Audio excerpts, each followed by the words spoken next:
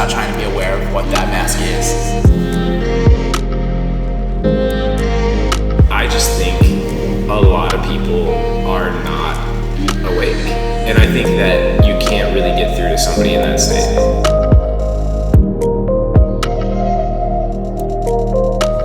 It's been a while. You guys wouldn't know this, but we didn't record for like a few weeks because we had to figure out how to actually make this thing go live. So we had a few pre-recorded. Yeah, it's interesting. Like everything takes so much longer, and like it's not that there were so many steps, but I think we just hadn't thought everything through, like making the intro music and then the thumbnail and everything. The outro, the description, uploading it to the RSS feed thing, like it all took a minute for sure. So, yeah, getting it approved by Apple. Yeah. You know, so. But what's funny is so this is episode 4, but as of literally today that we are recording this, we just launched the first episode, so we're feeling pretty amazing about that right now. Yeah, and eventually we realized like, oh, this is sort of something with more of like a real-time feel to it. So eventually we want to be releasing them sooner than probably when this will come out, but we'll get the ball rolling. We'll see how it goes. Yeah, we're basically rolling out those first few that we recorded, and then the goal will be to, should we say Wednesdays? Is Wednesdays official? Yeah, let's go for Wednesdays. So we're saying that it's going to be every Wednesday, and the goal will be that we've just recorded it like a matter of like the end of the week prior or so. So it's going to be uploaded, it's uploaded hot and fresh, you know, it's not stale. It's what would we do though if like we had to miss a Thursday or something? Yeah, like we don't have any reserve, you mean? Do you think... Yeah, it's like, what would we do? Should we make like a reserve episode and like bonus episode? Release that like months later? Like, I don't know if that makes sense. Or maybe we would just plan ahead and record 2 in 1 week if we knew we were going to be out of town or something like that. Yeah, and I don't know. I guess some podcasts I listen to will do like a re-release every once in a while, but I don't like re-releases. I don't really like that either. It actually gives me a worse impression of the entire podcast. But then sometimes person. It's like Pete Holmes re-released the Bo Burnham episode because Bo Burnham had like a movie that came out, and it was like a really good movie. So I thought it was cool because somehow it became relevant again. Sure, that makes sense. Maybe that could happen in some context for us. I don't. But yeah, I don't fucking think so. I don't really fucking think so either. I don't think ours has that. I don't think we have like the cultural relevance of like a movie coming out and like a guest and like all that. Yeah, I guess if we ever have a movie come out. Yeah, I mean like I do have a movie in the works, but like, you know, it's a bit of a ways off. So yeah. But yeah, I'm just like, you don't actually have a movie in the works, do you? Okay, just wanted to clarify. I mean, I have YouTube videos in the works. Yeah. Those are basically movies, right? On the tube. Yeah. Yeah, I guess, should I start with that story that I wanted to tell? Sure, yeah. I mean, I guess that's, as far as any, like, introduction type of thing, it's really just that we're excited. How was Chicago? Oh, yeah. I just got back from Chicago. It was cool. I had never been there before. We were there for my girlfriend's cousin's wedding. That was cool. I spoke at this e-commerce event as well. Just the timing worked out. So that was really awesome. It was really wild. I was telling you this, that the amount that I was recognized there was way higher than I expected. Because I've always thought like, well, LA is very isolated. Well, not isolated. It's like very high, like high saturation of people doing this stuff. But it was wild to like be in a city I've never even been and have, you know, 30 people like completely know who I was and everything. Like, you grew up on the West Coast too. Yeah, I've never even been over there at all. So that was like a weird thing that I'm still getting used to in a cool way, in a great way, in an amazing way. Like it feels really awesome. It's never like, well, so far it hasn't been ever like creepy or anything like that. Really, it's just unique because, you know, someone makes eye contact with you and you're like, well, I don't know them, but I think they know me. It's like such an easy way to like talk to someone. Yeah, you know? But it's weird too because it's like, wait, are they looking at me because they know me, or did I do something? Like, yeah, it's like you don't want to. I don't want to be like, oh, you're looking at me because you know who I am, right? Yeah, that doesn't sound good. Yeah, it doesn't. You also have to figure out how to like. Yeah. It's a new type of relationship for you, you know. Mm-hmm. But no, it was a cool trip. It was pretty short. I mean, Jessica's like parents and family were there, so we like spent some time with them, just like checked out the city a bit. It's cool. I don't necessarily think that Chicago would be like that high on my list, probably. Sorry, Chicago people. To live? Yeah, I mean, I don't think I'd consider it to live. Probably just for the weather alone. Not that it was bad right now, but like I know the winters there are treacherously bad. Yeah. And it was, I don't know, just like certain vibes of the city that I think is like maybe not quite the vibe that I like so much about places like West Side LA and Austin and stuff like that. I think, like from what I've learned from traveling is like every city has just a totally different vibe. Yeah, and really. I think that everyone's right about everything. No. Wait, no one's right about anything. Oh God, take it back, cut it out.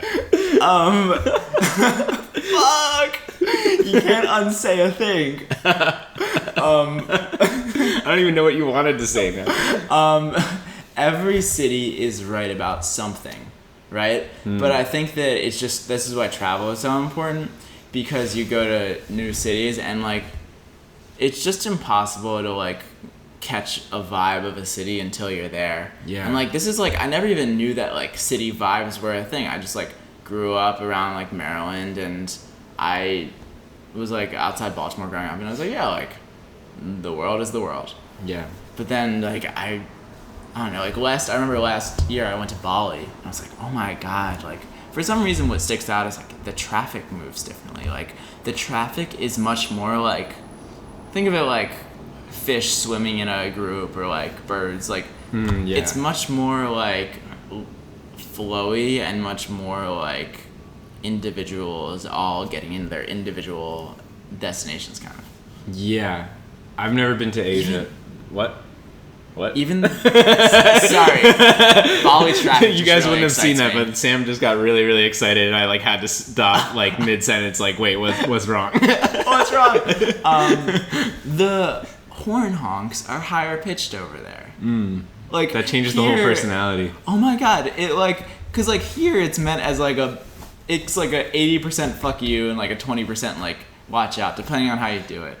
But there it's just like people honk all the time. It's like beep. Yeah.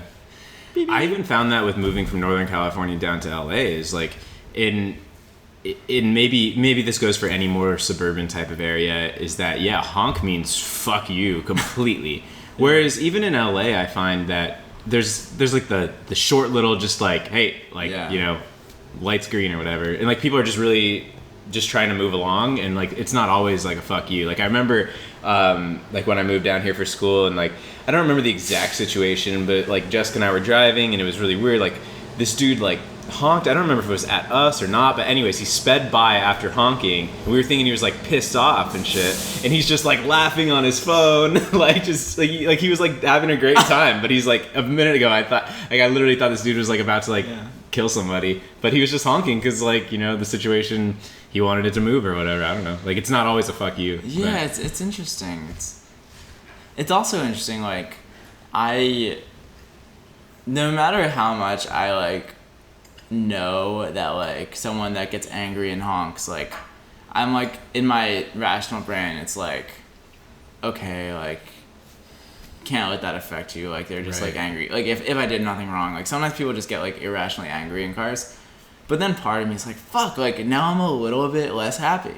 Like I remember I was like parallel parking on this like really wide street in like kind of like Santa Monica on the Palisade side, like the streets are really wide, and I'm parallel parking, and some guy behind me, I forget exactly what it was, but like he goes up behind me and he just lays on the horn. And I'm like, and part of me is like drive around, but then it's like, okay, and then he drives up next to me to try and like make eye contact, and I look at him and he's just like all angry, and I'm just like trying not even focus on it, but like man, it is tough because we do so much to be mindful and realize that, you know, we can't let that stuff get to us, but there's something below that even if you're aware of that, it's still getting to you. Like I don't want to be the person that's like, it's not getting to me. Right. Like I'm fucking I don't let fine. any of that. Dude, I don't let anything get to me. I don't let it get to me because I've started meditating recently, and everything is fine once you realize such. So true. So true. I don't know. Should we transition into the craziness that is your update? Yeah, I don't know. So I guess I'll start at 0. Yeah, you should really start with conception.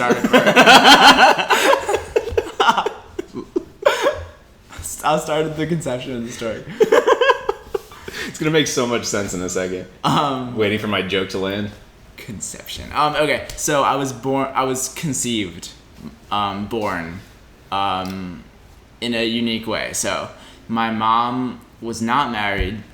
She was 44 years old. She was driving on the highway one day, I think, and she was like, you know what? Like, I'm just gonna have a baby.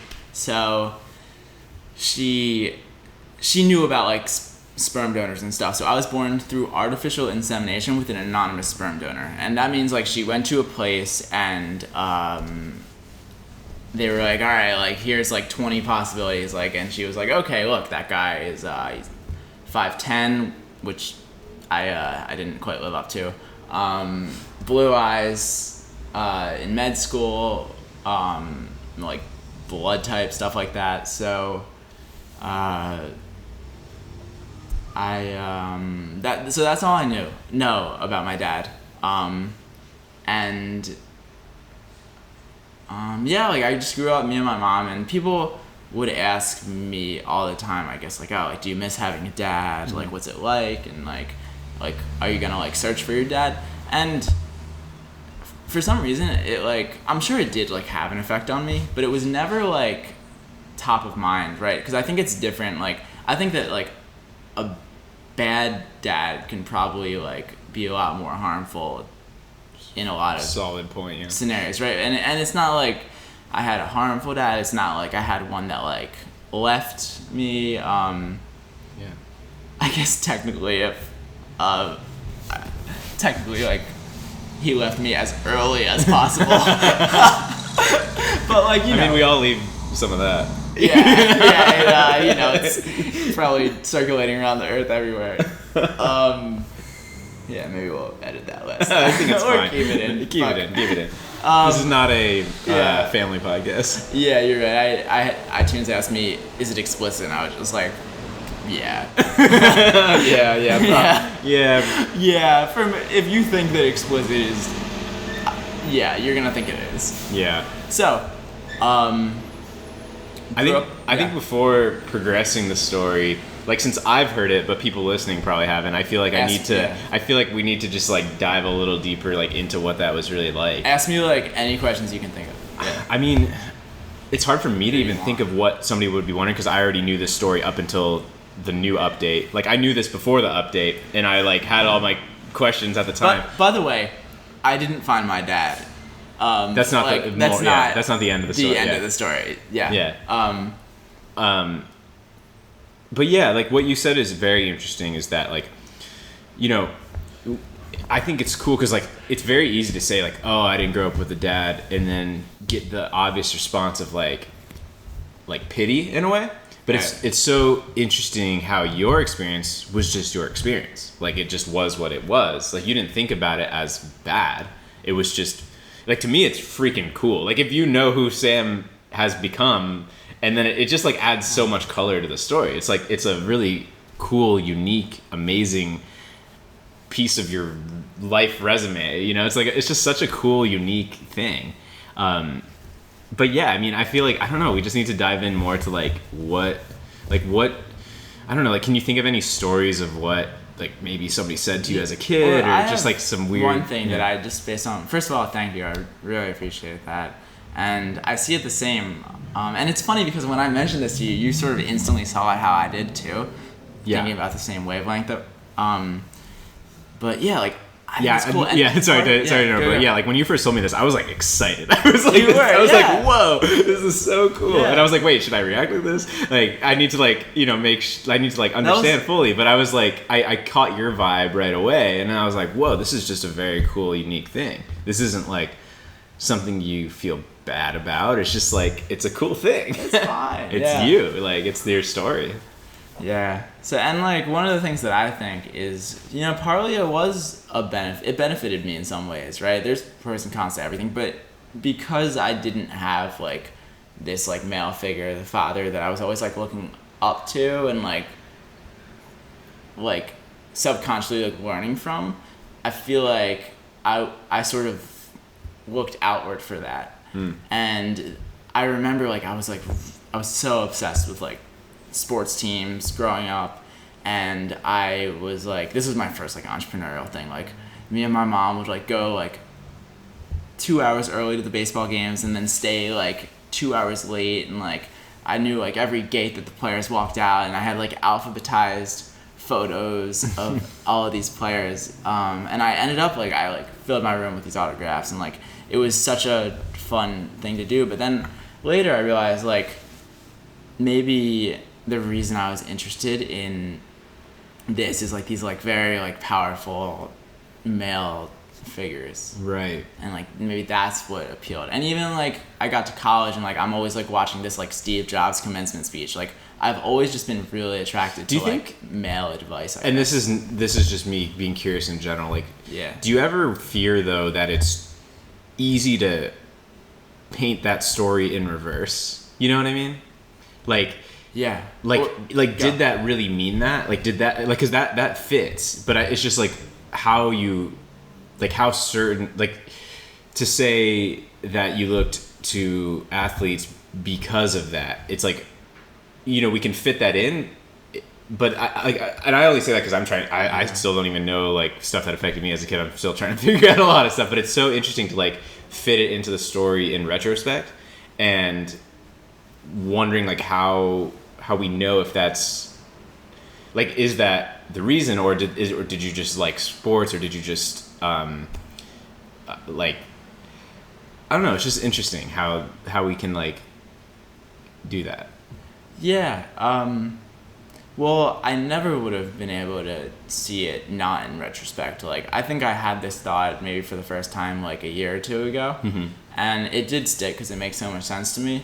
But looking back, I do think that I was like, maybe all young boys are like this, but I was just really like, I just like loved like spending time with like cool guys, or like I remember we had this like neighbor that I would like throw a baseball with, and like maybe I was like 7 or something, but like that was and I don't know, especially I think also like my favorite player was Ray Lewis, and just even looking now, like he is like such a like fiery personality. And just to clarify, I'm not even bringing that up because I don't think that's the case for your story. I just think it's an interesting phenomenon in general, with like all of these people trying to figure out things from their childhood that affected them. Sometimes it can be almost too easy to fit a puzzle piece that may or may not have actually been the thing, but it makes sense as a story. And it's like, how do you know for certain if that fits in, or are you just creating a story that makes sense, you know? Yeah, it's like at the end of the movie you can very clearly see like what like give meaning to the different parts. But when you're in it, I don't know, I think it's just, I think it did affect. I do. And I also think it's a good question to ask broader. What you're saying. Yeah. Are you saying it didn't affect you? This whole story, like, get out of here. No, I'm not. I was just kind of zooming out to that broader thing. It's just something I think about because, like, yeah, I mean, there's so much good going on right now about, like, you know, trying to dig up the things that affect you. And that's great stuff. I just have concern that in some cases it's like there's a convenient story that fits. And it's like, well, maybe that, but what if that wasn't actually the story? It just makes sense in reverse, you know? Yeah. Can you think of any examples? I don't know. Yeah, I'm not sure. I don't know. I don't think I can come up with a good example to put out, but yeah. So I found I'm kidding, I didn't find my dad. So where are we? So we left off at basically where you've been up until a month ago. Like, okay. So. Yeah. So about a year ago, I was like, I realized like, oh, maybe I have like half siblings out there, because conceivably, if this guy donated his sperm many times and many people like use it, then I would have half siblings. So I looked into 23andMe, which is basically like they send you a little thing, like you spit in it, you send it back to their lab, they analyze it, and they tell you like about your DNA and stuff, but then they also tell you like your distant relatives or not distant relatives. I was like, oh, like I'll do this, maybe I'll have half siblings. And then I did, and like I waited 8 weeks for the results, and then I log in, and it's like, I think I saw like a second cousin or something. So there wasn't really anything. And like every few months I'd like check back, and like it was this like cool thought, like, ooh, maybe I have half siblings just like all over the world. But I never found anything, and it just became like log in every few months and nothing was there. And 3 weeks ago I logged in and I saw a half sister. Holy shit. So I was just like bored, and I like was like, oh yeah, maybe I'll check that website. And I log in, I'm like, fuck. Right, like you were instantly probably heart racing. You were probably basically just going through the motions of checking the website, right? I was even like, I remember when I was logged in, I took note about like my feelings. Like, oh, I used to be like kind of excited, and maybe my heart would beat a little bit when I'd log in. But it's interesting that over time, it's just like logging into any old website. And so then it must have been a shock at that time. By the time it kind of, you became numb to checking, then all of a sudden the thing that you always thought might be there was on the screen. It's interesting, yeah. So I was like, shit. So it had her full name there, whereas I am just listed as like your initials. My initials, SF. But it had her full name there, and I'm pretty sure the only thing I can't say here is just the name, or like locations or anything. But yeah, so it had her name there, and then I'm like, shit. So a few minutes later, I look her up on Facebook, and it was definitely her based on like there only being one result, and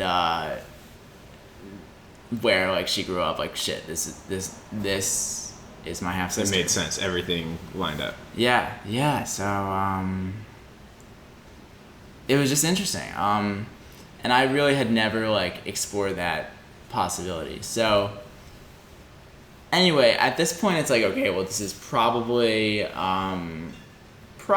like she was born. Usually, the way people are born with artificial insemination is that both parents are married, but for some reason, like say it was artificial sperm, so the dad, let's say, right, something's not working, so then they get a sperm donor. Mm-hmm. So that's like the probable scenario in my mind. But then the other scenario would be that this guy has a family that was the sperm donor. Right, 10 years later he gets married and has a family. Exactly. So I'm on her profile, and then I see this guy that's presumably her dad. I wasn't even looking for it, but it was in one of like the 6 people that show up on the friend previews. So I click it, and like, okay, like, well, he's probably not my dad. But then and there's like twists and turns in the story. So then I am looking at it, and I'm like, okay, well, yeah, and you know, oh, he's a doctor, and the guy that was my dad was in med school. But, you know, like, tons of people are doctors and tons of people are in med school. Like, yeah. So you had this, I'm not sure if you said that detail, but you had this like sheet that showed that basic information, like the height, the eyes.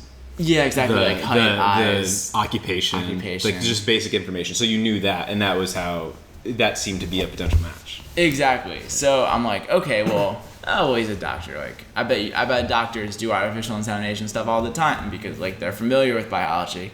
Right. But then I'm like, okay, well, let's check his eyes, and I like zoom in on the picture, and I'm still just like real surprised at this point. I zoom in, and they're blue. It's like, So then I'm like, all right, like, well, it says that he is like 5'10", and I look at the photos, and I'm like, well, you can't really tell, but you know, he kind of looks 5'10". Somewhere between 5 foot and 7 foot. Yeah, it's like if you told me he was 5'7", I'd be like, no, he would be taller than that. And if you told me he was 6'2", I'd be like, I don't think he's quite that tall. Right. So you know, At this point, I'm like, oh God. And then I remember, and then I scroll down on his profile and I see a picture with him, the girl that is my half-sister, and then there's this other girl in the photo that just looks exactly like me. Like Sam with long hair. Yeah. And I see her and I'm just like, oh my God, like this is also my half-sister. How are we doing so far? We're good. I'm yeah. Yeah, Continue. okay. So yeah, she looks exactly like me. To the point where I just know she's my half-sister. So I remember I like came over here that day, or maybe the next day, and you were like, Jessica's really good with faces. Yeah, Jessica's my girlfriend. If people don't know, she's always really noticing of if somebody say looks like their dad, or oh my God, you and your brother look identical, or stuff like that. She's just always really commenting on that. Whereas I feel like me personally, I feel like that stuff's hard for me. It's like, does this girl look like her mom? I don't know. It seems believable, but I'm not really certain on it. Whereas Jessica will just be like, 100%, they look identical, or they look nothing alike. And she's just always has like an immediate response to stuff like that. So I was like, I gave my opinions. We dug into it at this point, but I was like, we need Jessica. Yeah. So, anyways, I guess at that point, like I had already thought, I guess my thoughts at this point were that it was, well, the two options to me are both, neither is improbable, meaning the option of that it was another sperm donor situation, or that he went on to have a family. To me, both of those are completely probable. But without any information about him, I would say that the sperm donor thing is much more likely, just because, let's say he donated sperm 10 times and then had a family, then the chances would be like 9, that is true, 9 out of 10. But it's probably super likely that both cases exist. It's just that would be more frequency of the sperm donor cases, because he might have 10 children from that, and he might have 2. So, but I think the probability that both situations exist is pretty likely. I mean, most people go on to have their own children. Like, I mean, I guess I would say also being a doctor would probably maybe increase the chance. Maybe, because it's easier to support. Yeah, affluency and sure.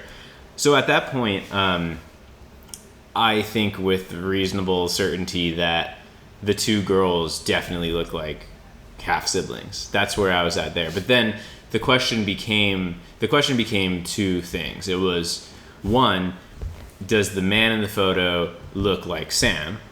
And beyond that, it was that, does the man in the photo look like the father of the 2 girls? Because either one would prove it, right? Yeah. So, and to me, in my eyes, it was just like, kind of like I said a minute ago, would I have believed it that was the father of you and them? Yes. I mean, it didn't look completely, like he didn't look completely different or something, but at the same time, it wasn't like obvious. So I was just like, either could exist, and it'd be also, I was also thinking it's so easy to be falsely confident in it, be like, almost like a confirmation bias sort of thing of like, well, yeah, they look similar, therefore it must be, but it's also completely believable that they just, like how much, you don't look exactly like your parents anyways. So to me, that's where I was at, is I really wasn't sure on that piece, but yeah, then we showed Jessica, and yeah, do you guys think that? I want to tell this part. Yeah, no, do it. So she gets back and we're like, yeah, we need you to look at something, and we told her this story and she's like, oh my God. And then we show her the photo and she's looking and she's like, yeah, like those girls, like that one girl looks the girl that looked exactly like me was not the one that I matched with. And I agree with that. Yeah. So we sort of knew both, and she's like, yeah, that girl looks like you. And then she's looking at the dad and looking at the girls and looking at me. She's like, I think this is the guy. Yeah. And I was like, you know what, like, you're probably right. Like, this is probably my dad. Like, he's in med school. He has blue eyes. He's about 5'10". He looks a little bit like me. He looks a little bit like them. Probably it. And then I'm talking to like a few friends. I sent the photo to a few people. Sent the photo. I told my mom that night. And it's like, yeah, like this seems like it's probably the guy. Yeah. And then the next morning, my mom sends me the mom of me. The mom of me sends me send Sam some more info on it, and the guy's birthday is there, and I go on his Facebook page, and the birthdays didn't match. Yeah. It's like, okay, well, it's probably not then, because I can't imagine that he lied on the form, and then on Facebook there was like his friends were wishing him birthday. Like you can't legally change your birthday. Right. I mean, it's probably more. I don't know if you could get away with lying on the form, because he's probably not. I'm sure he's not lying on Facebook. But like, did he like? Why would you? Right. I think that if he's gonna do that, and if he's gonna tell the truth about I just think that lying on something like that is probably not the best idea. Probably not, but you never know what could be going through somebody's head about. Like not trying to be found or something. Maybe, or I mean, like factor in too. Like he was probably what, 21 at the time, or something like that. Or probably older because he was in med school, but I'm not sure exactly. Okay, but still, I mean, maybe he just thought like I don't know, like I don't want like I should probably just put I don't know. I'm just throwing this out there. Like it's not impossible that he could make up a birthday. It's not impossible. Was it like January 1st? Then I'd say that would increase the frequency of it being made up. January 1st, 1970. It's like, you know those like drop downs on websites where it's like the default? Yeah. Yeah. This timestamp. Yeah, I don't know. At this point, and also what was going through my mind is like, I think it would be like, if it's a half sibling that was born in the same way that I was, then it's just like, oh, well, we were both born the same way. Yeah. It's like very kind of like similar ground. Whereas if it's like this guy's family, then like you think like probably everything will be like, you just don't know how it'll be. Like who knows if they even knew about Worst case like, scenario we were talking through is it's like maybe he never told his family that he had donated sperm, and then the girl sees the half sibling, and then it causes a whole crazy mess. Yeah. For them. Yeah. Yeah. So this is kind of where I am right now. I'm still, people are like, oh, like, are you gonna contact her? And I can. That's what I was about to ask. I'm just like still thinking about it. There's just been like, it's also just been like a crazy time with like work and some stuff. So I'm thinking about it. Like, yeah, I mean, you have time. Like you don't have to. I would say like probably I will. Yeah. But would you contact both? I'd probably contact the first the match. If I did, I'd contact through 23andMe because I feel like that's kind of the way to do it. That definitely makes the most sense. The other, that makes the most sense. Just show up at their house and say, look, I know this is a little weird, but I'm your half brother. I've set a picnic table out here. I was wondering. Holding a bottle of wine. Rosé or champagne.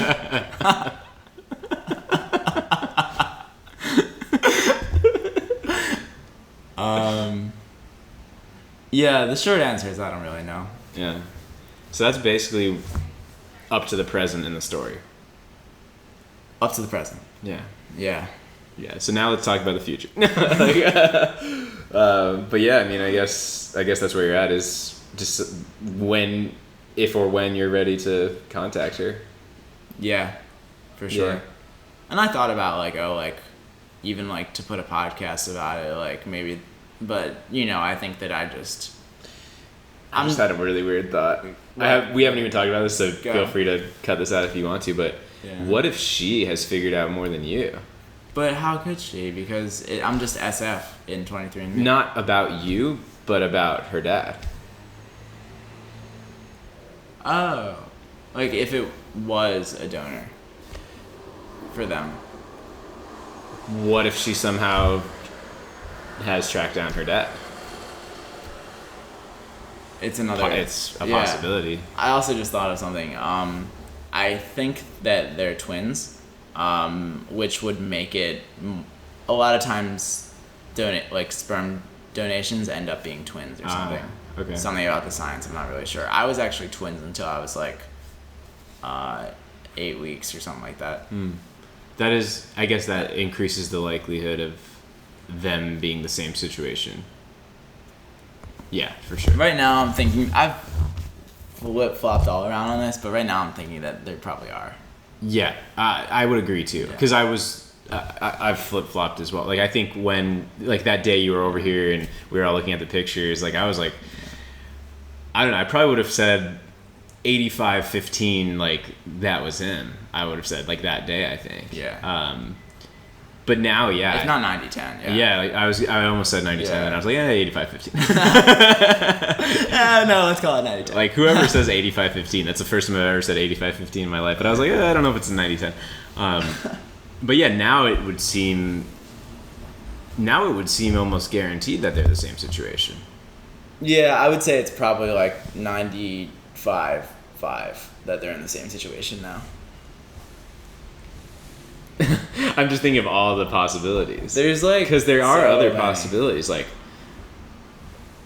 maybe this is super hypothetical, but it's just to show how convoluted it could get. Is maybe your dad was their actual dad, but in person, in family, but now they separated or something happened, and now that guy is remarried or something like that. I mean, who knows? That's a possibility too. Right, there's so many possibilities. I haven't even thought. It's that's probably just very unlikely. But right. Yeah. That might be a 2% chance, but it's a story that would make sense if that were true. It would work. It's not impossible. I was telling my therapist about all this last Friday, and he was I think it was kind of funny. I feel he hears people's life stuff all the time. Yeah. But he was oh my god, it's like a movie. Oh my god, really? And he's usually wow. He's usually he probably hears everything. He's just No, he's actually great. He's right. Such an active listener. But yeah, it was when I was leaving, he was wow, this is just crazy. It is. It does feel like a movie. Even before, I even before the recent events of the past month, I was dude, that's how we were talking just a few minutes ago on here is it was already such a cool story, and now this just makes it even more there's so many twists and turns to the story, and it's not over yet. Yeah, so tune in next week. Right, that's why I'm so happy to be recording it on the podcast. Yeah. Because it is interesting to be in the moment we're at now, knowing what we know and what we don't know. Yeah. You might listen back to this in another few months and be oh, I thought this, but actually this, and this. Turns out the 23andMe was just fucking with me. Turns out they just make up all their data. But that's not a possibility because the girl just looks exactly like me. And we're not obviously I'm not gonna put any sort of picture out, but just if you find a picture of me, just imagine having long hair. Yeah. You with a Snapchat filter of a woman. Yeah. Anyway. Yeah. Probably. It's so crazy. It's so cool.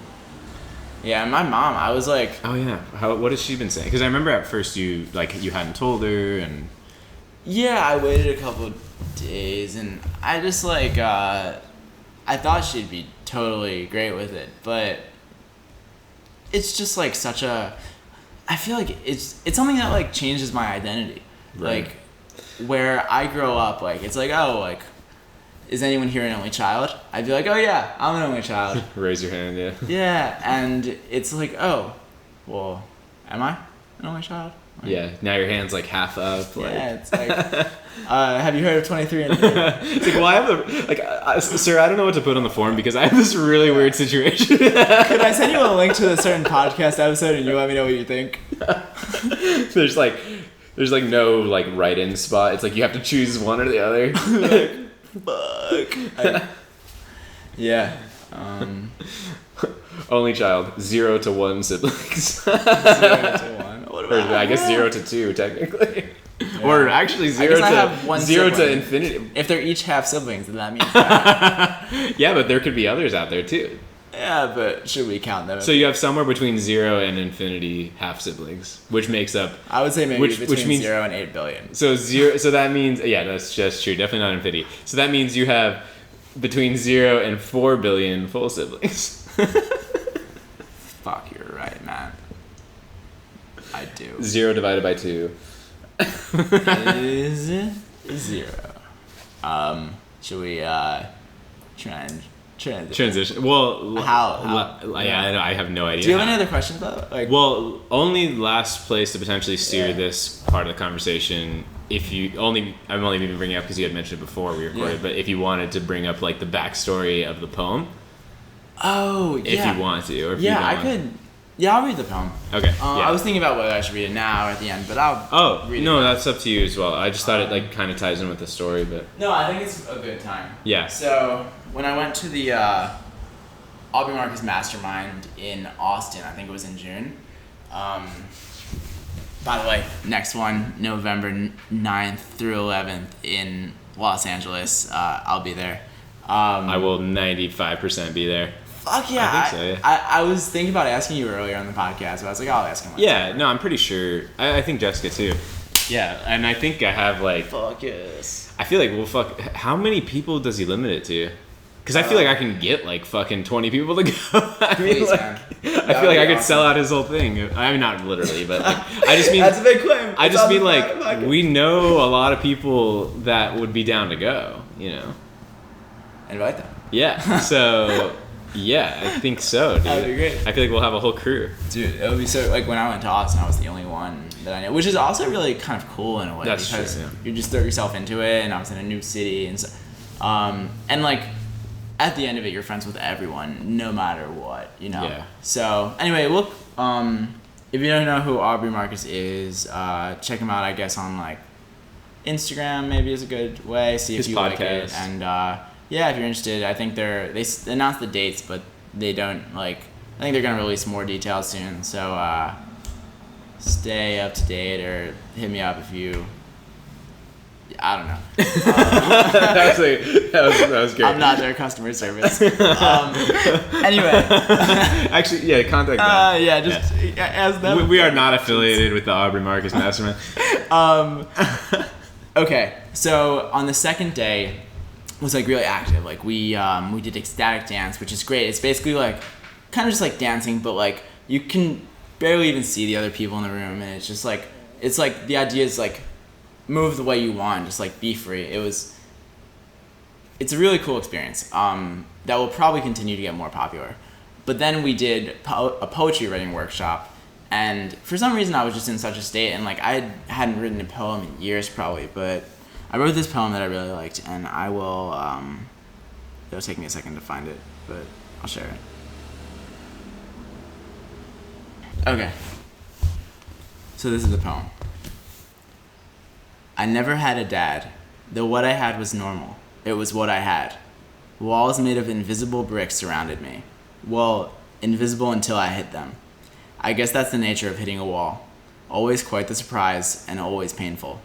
How do I avoid these walls? Some answers came easy. Hey Google, how do I tie a tie? Some didn't. Hey Google, I'm afraid and don't know why I'm here. I tried to get good at sports. Maybe sliding into second with a sweet double would make the walls love me. But it didn't. The expectation only sprouted another wall. I tried to get the perfect body and chain myself in handcuffs of macronutrients. This too didn't work. The walls became tubs of ice cream. Just as hard when you take a hit. I asked and didn't know how or why, but I kept asking. These walls don't love me. These walls prevent me. The ground began to speak. addressing me and the walls as the same person. Hey ground, we're not the same. Though it kept speaking. You are the walls. You are the walls. You are the walls. If you want them to stop hitting you, give them a hug. Lather on some paint and realize they are visible. Look directly in front of you, even when fear tries, with foggy glasses, to cloud your view. All you can do is be true. The only one that will love you is you. The only thing you have control over is your eyes. All is you. It's so good. Thank you. Yeah, Yeah. It's crazy, like, I also think back to the state that I was in when I was writing that. We had, like, 30 minutes to write, and usually it, like, takes me a while to write, but for some reason I was just so in the zone. It's like I really, like, want to do it. And I finished, I'm like, oh, like, and then I have one line, and then I have two lines, and I'm like, oh, wait, this is, like, going somewhere. But then I'm, like, making some progress, but then he says, like, all right, it's, like, who wants to share? And I wasn't done. So a few people shared their poems, and they were fucking great. Like each one kind of made you cry, and made me cry. And then he's like, all right, like, a few people shared in front of the whole group, maybe like 100 people, and then we broke up into separate groups to share, and then people share theirs, but I'm still not done. And then when it got to me, it's like, okay, like, you can share. I was like, look, I'm not done. Give me, like, a minute to try and finish this.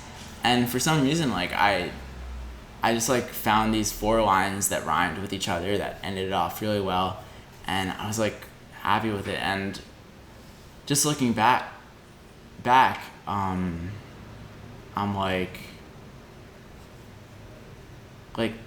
I got to such a level of focus, and it's crazy when I'm just like, okay, like, I need to fucking finish this right now. I have a minute to finish this. Everything else is blocked out. I'm going to finish this right now. Yeah. Because I also, like, I ended up sharing it with Aubrey afterwards, who is, like, I, like, looked up to him probably more than, like, anyone in, like, business, I guess. And, like, that's what I wanted. I wanted to be able to do it while I was there, and I did, and it went well. And just, like, having that right in front of me, and, like, I need to finish it, and I did. It just gives me, like, this new, like, benchmark, I guess, of, like, Sam, like, don't sell yourself short. Like, right. If you want to make something, then, like, really do it. And right. Sometimes I find myself, like, it's just so hard, like, to sit down and, like, do something creative, I think. Absolutely. I can relate to that so much. And I think what you're getting at ties in complete with entrepreneurship too. It's like the hardest thing about anything creative or building something on your own is that there are no deadlines unless you make your own deadlines. When I was in school, because that reminds me of, like, a school type of situation, like, you need to submit by the day it's due or whatever, or the time that it's due. And I would so frequently, you know, everyone does this, like, you're up at 2 a.m. the night before finishing the essay that you started at 1:30 that night, but, like, you fucking make it happen. I would always do that, by the way. I would always do that. Yeah. And I'd make it happen, you know? But now, like, it's much harder to get me to sit down and do the thing because I don't have those pressures of intense deadlines. It's something I'm still struggling with now is do I schedule myself more? Do I create deadlines for myself? How do I create that urgency that leads to intense focus where you have to fucking do the thing? Because the urgency really does. Like, if you have a goal, like, there's this interesting thing that Jason Fried talked about on the Tim Ferriss podcast, and I've heard other places, like, is it, like, goals oriented versus process oriented? Where a goal is, like, I want to achieve this thing in this time frame and I'm going to do it, whereas a process is, like, I want to make the actual process good, and I want to make every day good, and I'm not going to focus on goals because the only way you get to goals is by, like, doing what you love and what you enjoy. And there's these both things, and I think that where we both have, like, definitely gravitated towards or are learning a lot about recently is the process, because I think in our culture, it's very goals oriented, very like, I want to be somewhere else, like I want to like achieve this thing oriented. Right, we want to get to a there. We want to get to something other than here. Yeah, whereas you could be like, oh no, like check out the process. It's happening right now. It's fine. Right. Like, yeah, and then that gets twisted with sort of the like hustle community of entrepreneurship of like, you have to love the process. That doesn't mean you have to love bullshit. That means you need to create a process. You need to create work for yourself that you love. It doesn't mean you have to fall in love with shit. It means you need to swap the shit for a path that is ultimately enjoyable. It's impossible to make yourself fall in love with something. Yeah. Maybe we can like kind of try and see the good in things, but it's much like love is not a choice. Yeah. So you have to figure out how to shift your day-to-day into something that you do enjoy the process. And this is a process. I'm not there. I could be much better. I go through phases where I feel like I'm there, and then phases where I feel like I'm not there, for sure. And even figuring out the whole question of what is it that you actually love to do, to me, that's a big fucking question. There's so much... I think we talked about this maybe on the first episode. There's so much sort of like, talk of do what you're passionate about, do what you love, and all of that. But there's less talk about how you figure out what that thing is. And for me, it's just not that clear. I think that it's always evolving, always. That's the whole thing. But then maybe it is about, like, I go back and forth because maybe it is about just setting a goal, being like, I'm gonna fucking like achieve this amount of money or this amount of like quantifiable metric. I want to get 5,000 quantifiable metrics. Yeah, I think having goals like that, they're good if they represent something else, which they have to. And I think it gets lost sometimes what the number represents. For example, let's make this up. Let's say we want this podcast to have 100,000 downloads or whatever. Yeah. It should never be for the vanity of showing that we have 100,000 downloads. But what I think is worthy, and why I do think numbers matter in a lot of instances, is like those numbers stand for something. That number can stand for, well, that means we are touching a certain number of lives. That means that we are shifting the world in some small fraction of a way. It stands for something else. In business, it could mean that allows us to, create a new product into the world or something. Like the numbers have to stand for something. But that is in balance with the fact that I think most type A organized business people, they are obsessed with measuring, and then they just measure everything. And I think 99% of what gets measured is probably not worth measuring. Yeah, it's I like go both ways on this, but I also understand the perspective of if you have a product or a thing or anything that you want to like share with the world, then if you really think it's good, then why not share it, right? Like, why not try everything you can to get as many people as you can? And how do you do that? Well, you measure it over week. Yeah. Because we want to influence the world. Like, this is why we talk. This is why we make things, to influence in a good way, So I think it's that we really need to pin down one of these things that's becoming cliche, but like your why. You have to know your why. Yeah. And if you know the why of the thing, then when you're in the weeds, you're still loving the goal or the process because you know what the meaning of the shit you're doing is for. It reminds me of a thought I had. I think I tweeted it like a few months ago, but the secret to remembering long numbers is to break it up into digits and give each digit or each 2-digit set a meaning. And then it's much easier to remember. And it's kind of the same as doing any task too, because any task will have a why. But then if you break it down into subtasks and still give each of those subtasks a meaning, yeah. right? It has a meaning in terms of the big why, but it also has a meaning in terms of like, is this necessary for the big task? Right. That's like flashing me back to psychology and neuroscience stuff that I used to read and take. I've majored in that type of stuff. So what it flashed me back to is because, one of the, and I wouldn't remember like the academic way that this is laid out, but one of the pieces of why you would remember something is, and this is obvious, but it's like the weight of the meaning to you. Like, are you incentivized to remember this thing? Because I've always been fascinated by memory. For example, your car is sitting outside of our place right now. If a fucking big rig right now came down the street at 100 miles an hour and fucking blew your car into the ocean and you went to sleep tonight, there's zero chance you're not going to remember that shit tomorrow. You know what I mean? My car.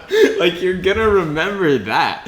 Or you're going to remember if somebody died. You're going to remember if, like, there's certain things that are so... It's because the weight of the importance for you to remember is high, or the trauma of it, or, the same way, if I said for you, you have to remember the next 4 sentences that I'm going to say exactly, and I'll give you $10 billion tomorrow, then all of a sudden the stakes are so high that you're going to memorize that thing. And I think it ties into like the meaning of the thing, because you have to, if you know the importance of what you're trying to do, well, now the focus on doing it is that much more intense because it's tied to the meaning of the overall thing.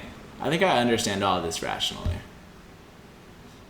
What do you mean? Like, I understand what you're saying, but then how do I do it? In like the entrepreneurial context, or maybe what you're telling me is like, you don't need a how, you only need a why, Sam, and I'm just like, but how? Well, no, you definitely need a how. The how is how it gets done. But I think that if you only have a how and not a why, then you get lost in the bullshit. And what do you do when you get like less passionate about work? I don't know. I'm there like lately. And as I talk about all this stuff, like I'm talking about it as somebody who's figuring it out, not somebody who hasn't figured it out. With everything that I do, always, it's me figuring it out. Not. So are you saying that you have it all figured out, Matt? I'm saying I have nothing. Wow. I'm saying I have nothing figured out. That's the soundbite for this podcast. Yeah, I mean, same. No, I still struggle with this all the time. And that's why, like, I try different things, and I get rid of some projects, and I add some new projects, and, it's just all, like, a dance of trying to figure out what I really want to be doing. But circling back to the passion thing is, I think for me, the reason that it's tough is because I don't foresee myself ever having the one passion. I just take issue with that. I just don't think it's right. I think for me, it's about something that we talk about a lot, which is like, what's the magnet? What am I being drawn towards right now? And that's going to always be changing. But what happens like when Mark Zuckerberg launched Facebook, he was like, oh my God, we're getting 50,000 users a day. Like, what about in that kind of scenario? Yeah, I mean, I haven't been in that situation though. And and I think that's great for him. I just think for me, like, and in terms of passion, like, let's say like, I don't know, let's even use writing as an example. Like, do I think I could get good at writing? Yes. Do I think I may eventually write a book? Yes. Do I think I want to devote my life to being only a writer and nothing else? Holy shit. Now we're talking about a major fucking commitment. I don't know how the fuck to make that commitment. Yeah. And that's just an example, but I don't feel like that about any one sort of activity or goal or passion or mission or anything. Like, if I think something needs to be changed in the world, like, how do you know which of these issues is the most powerful, impactful of the missions? Or the one you love the most? How do you know that you love this thing more than that thing, and that you want to devote to this one, but not, rather than doing this with a little bit of that? Do you think it's just a matter of what, like, right now you saying I would want to be a writer the rest of my life? Well, this is a you talking that hasn't been a full-time writer before and doesn't know what it's like to be a full-time writer. Yeah. And it's like, to make a commitment that I want to be something that I've never been before is to think that I know what it's like. I think it's just maybe a small level of self-awareness that I may have gotten about my own personality, which is that I'm always going to be drawn to something else over time. Like, I thought that all I ever wanted to do with my life was to make music. And I still think maybe I should go back and start making music again. And I think that a lot. And I think I probably should. But even right now, it's like... I think you could be good, yeah. But am I going to be like, that's what I'm going to do for the rest of my life? Make music. I'm going to forget about business. I'm going to forget about podcasts. I'm going to forget about doing anything else. I'm just going to be somebody that makes music. Like, to me, that's like, holy shit. You know, I might like that for a year, but is that a commitment that I want to... Let's just do a thought experiment now. Okay. Because I think about stuff like this. Okay, like, but could we do the podcast still? Nope. The podcast... Fuck. Over. Then let's avoid the thought experiment. Okay. Yeah, so... all jokes aside, let's say that you... we're only gonna pursue music from now on. So you would somehow, like, don't think about the logistics, but you wouldn't have the business anymore. You would, maybe we'd keep the podcast, and yeah, like, say your days, like, you found a schedule and you woke up, you did music for like 4 hours, then you like went for a walk, and then you did music for like 3 hours, and then eventually you got good enough and you like had a studio, and then like you had some friends and like you rented them space, and like you go to the studio every day and you see I don't know how music works, but like I'm assuming it's something like this. Could be wrong. And you see these people that you like, and it's like this very like musical life that you're living now, and you like play shows in front of people, and like like in order to get to that point, does it take a full-time commitment? Or do you think it's just more like on the side, and like it starts to pick up traction, and then eventually you like, oh, like I'll minimize the business like a little bit more? Yeah, what do you think? Well, I think in most reality cases it's on the side, yeah. But I mean, for me right now, like it's just I don't know how I could fit it in with everything. Like I feel like it's a very different life to be somebody that makes music for 8 hours a day versus like what I'm doing right now. Right. You know, I used to, like, when I would make music, I don't know, it's just such a different life. I had no, like, obligations. I was, you know, 16 years old, and, like, it was just, I would stay up all night making music. I'd play instruments all day. Like, it was just so different. And, like, I mean, I had, like, a small following and stuff already, and then I just, like, kind of let it go. Like, that was the first, in a way, it was kind of entrepreneurial, I guess, looking back. Yeah. Like I was on like SoundCloud before, like now SoundCloud is like huge, but back then it was like this little niche little website, and yeah, I'd be like on there like hustling, leaving comments, like trying to get my stuff to get seen, and yeah, I had like, I don't know, like 1,500 followers or something on my music. Damn. But, I want to listen to some of it. Yeah, maybe we can post some in the maybe. Well, yeah, we'll think about it. We can also the sad thing. Yeah. It actually usually makes me feel pretty bad to think about all of it, because like I just never was like able to like really commit to it to the level of focus to be able to like make finished things. Like there's stuff that's posted that I could share, but the stuff that I was most proud of never got like, say, released. Like it was kind of like works in progress that like were good, but then I didn't have time. I just got busy, and like it's just so shitty. Like I had all this stuff that's like could have made like a great EP or album that is just like sitting in scraps on a broken hard drive at my parents' house. You know what I mean? It's like not share. It's like not done. It's not done. It's like such a missed thing. I think I could get back into it, but I was just in such a different headspace then. You know, I would just, it's like that zone and focus you're talking about with the poem. That's how I was with music. And that's a state that I don't get with anything anymore. I haven't had that with, like, sure, I've built, you know, these few different businesses, and I have these different projects and stuff like that, but it's completely different. I mean, this is just stuff that I'm doing. I'm just pulling the strings couple hours a day. You know, it's so different than that fucking zone in that I would have with music, or that you had with those last 4 lines of the poem. And that's a state that I literally haven't even touched that state in years. I don't know how to get back to that state. You know the state I'm sort of, you know what I'm talking about, the right? intense focus. The me being at my computer. We talked about this with, I think, one of your articles. Yeah. That I would be at my computer, like I would be, let's say, trying to edit one 10-second piece of music, like just one little clip, and I would listen to that 10 seconds on repeat for like 6 hours, just like making these tiny tweaks to it, like tiny tweaks to it, just for like weeks, basically. Like, it was just so much focus. That's a cool. Yeah.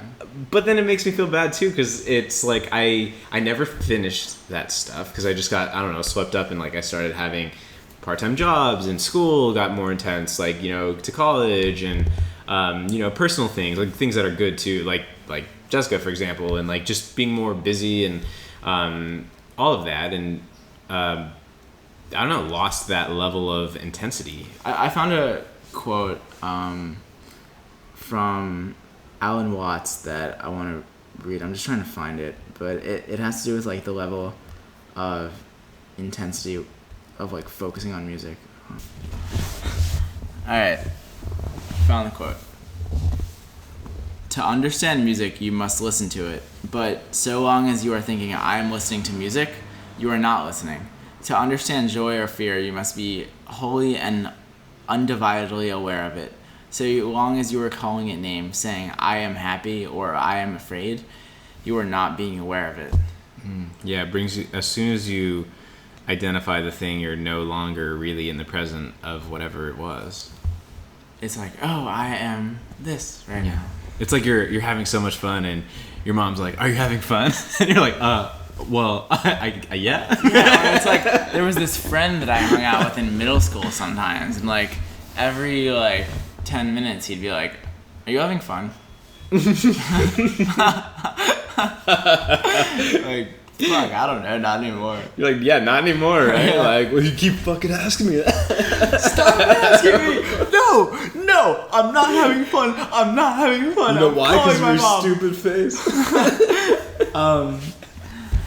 Yeah, so I think that describes the level of focus where all worry goes away, all other thought goes away, all of anything goes away, and it's just like the thing. Yeah. And I think it's much more of a, it's less of an attainment and more of a surrender. And more of like it's like so delicate. Yeah, I feel like I've just lost that, not lost the ability, but I've not had this occur anymore. Probably since the phase of my life of where you have to figure shit out, like for yourself. Like you have to have responsibilities kind of. I feel like that it's easy for that crazy flow of just doing something gets swept away once you have like stuff that you have to. There's more worries. Yeah, you have stuff you have to. Yeah, you have to make money. You have to cook dinner. You have to go to a store. You have to figure out how you're gonna, like, you know, where you're gonna live, what you're gonna, all this stuff that comes with, you know, pretending to be an adult, and it takes away from that ability to just go into that crazy flow of like, I am going to paint for the next 12 hours. I think it's definitely still possible. And for like, sure. The challenges that we face at any stage of our life will be different. But for me, I think we face a lot of... I face a lot of comparison of what else the time could be allotted to. Does that make sense? Yeah. Meaning, am I going to spend the next 3 hours, you know, just kind of dabbling around with something for fun? Or I need to make sure that this 3 hours has an ROI, not like a money ROI, but like, is this worth feeding my life? Like, there's less time now. Yeah. Does this feed my life? Yeah. It's even like, even not like, say, music or painting or things like that. Even just being a kid and like, say, oh God, yeah, I'm remembering all my obsessions. And this, oh my God, this ties in so well, because the thing I was saying about how I've always like how I don't want to pick one thing, it's because for my entire life since I was a little kid, I'll get hyper obsessed with something for 2-3 years at a time, and then it's the next thing. Like, so I can think of all these periods of my life where it was like nothing else existed, and I was just in this freaking swirling world of this one topic for 2 years, and then I go on to the next one, you know? Yeah. So it doesn't even have to be something like creative, like music. For example, when I was probably, I don't know, 8 or 9 or something, like it was rollerblading, and I would like fucking rollerblade for 12 fucking hours a day. Like all of these stages of my life, it was like 12 hours a day doing this, 12 hours a day doing that. Like, and yeah, it would just be constant, and I would just be completely zoned into that, for example. I like that, because you get so many different perspectives. It's like, if you live in Los Angeles your whole life, then you never know what it's like to live in Barcelona. But if you live in Barcelona for 2 years, and then like Los Angeles for 2 years, and not to say, maybe eventually you do just pick a place. Mm-hmm. Who knows? But I just think I kind of do the same thing. Like, yeah, and it's funny because I think it makes you more well-rounded in the end. Like now, in weird ways, these threads that started when I was a kid start to tie together now. Like, for a small example, like the music intro of this podcast, or just editing that little intro outro type of thing. Like I didn't make that music. We found a clip of it, but like I had to get in there and edit it, and I like put some effects on our speaking, and I chopped it up, and I faded it in and faded it out. Dude, and I didn't when you sent me that, I was like, oh my fucking god! Yeah. Like I'm so happy that I did it super quick, but I was like, yeah, you know, like that was a skill that I have from when I was making music all night for 12 hours on my computer and stuff like that. Yeah. Or even say now with like with podcasting or with speaking or with video, I think it ties into kind of music as well, of like trying to create something that, thinking about how it is consumed from the other end, is something that I had some level of practice for, I guess. It's like, you know, when you're playing a guitar, you can't just think about moving your fingers. You need to think about what is that person's ear receiving from the amplifier. You know what I mean? Like, you can't just be the creator. Right. You have to put yourself in the shoes. You have to be the person that's... I was attended this talk in LA from like Sharon Salzberg. She writes like about like love. And I had a question. I was like, what have you learned about writing? Because I'm thinking about trying to write more. And she said to not think of yourself as the writer, but to think of yourself as the first reader. Yeah, I think that highlights the point perfectly. Yeah, and with music, you can't be just the player. You have to be the listener. Yeah.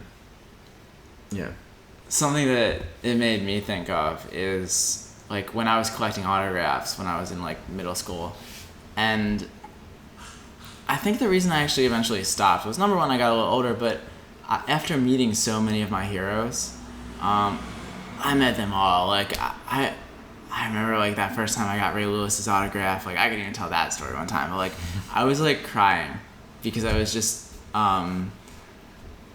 so happy, and like it was just one of the most intense experiences to my life up to that point. Like I thought it would be impossible. Like Ray Lewis, like no fucking way. Like I couldn't get his autograph, and like he's right in front of me. I'm like, oh my god, this like mythical person is now like right here. Like I thought it was impossible. I can do things. But then over time, I met more people. I got more autographs, and I realized like they're just people. Like some of them are like we'll just walk right by. Some of them are really nice and sign for hours. Like they're all different. They're all just people. And then I became much less like awestruck and starstruck by them, and I was more just like, yeah. And I think that where that is coming into play now is like, I mean, I'll meet people that I've been following and stuff, and instead of seeing them as more or less like an object, right? It's like, oh no, well they're a person, and like I try and understand it from their point of view, like, yeah, you know. And it's so nice for them too, to not be approached as an object.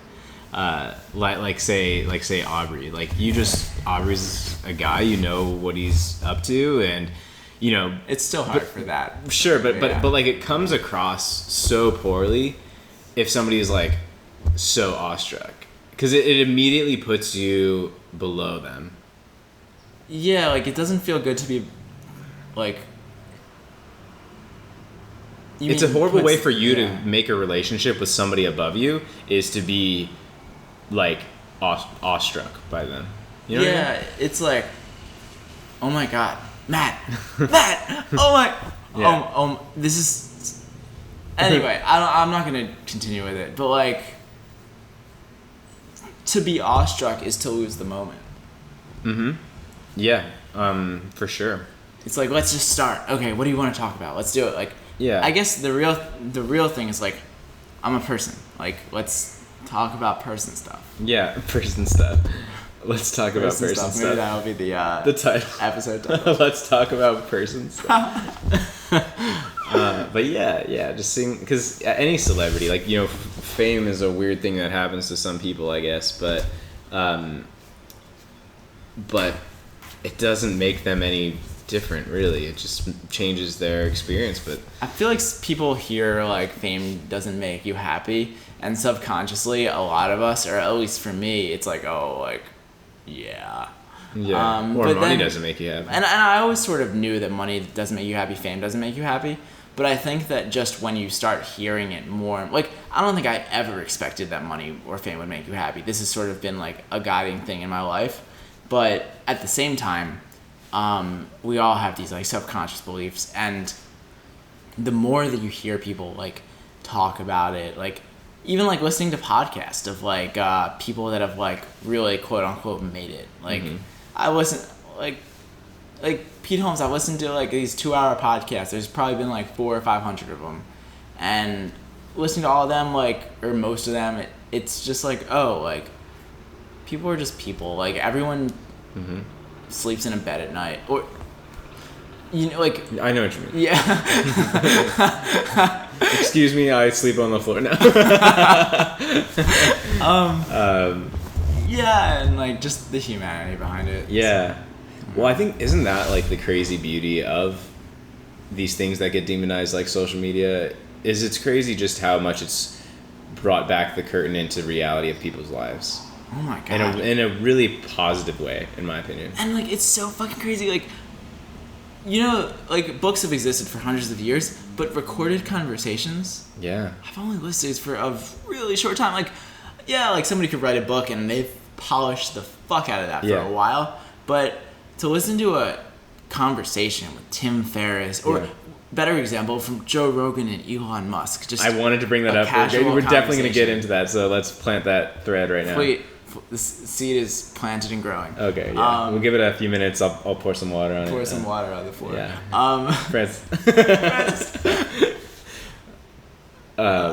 You go next. You go next. I'm lost. I got so distracted by the Elon Musk Joe Rogan. Listening in on conversations. Like, oh my god. What I was gonna say is, the obvious thing to think is, well, we had radio, but radio is fucking bullshit, dude. Oh, radio? It's like fake, kind of. Like, radio is like, there'd be a fucking ad right now for some bullshit. Like, you know what I mean? Radio is such bullshit. Yeah, and should we try radio for a second? Hey, and welcome back to the Matt and Sam Show. We are here with our weekly segment of Let's think about the top 5 economic companies. Economic companies.